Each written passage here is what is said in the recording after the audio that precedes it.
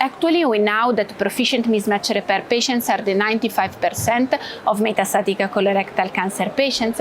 The major driver in the choice of the upfront treatment are patient general conditions, primary tumor location, and the RAS and BRAF mutational status.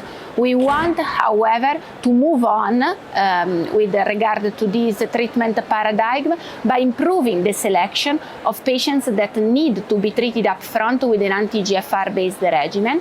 In particular, molecular hyperselection offers the opportunity to discriminate those patients with the left-sided tumors that actually derive benefit from anti-EGFR containing strategies, and on the other side, those patients with the right-sided tumors that maybe still can be treated upfront with this kind of regimen.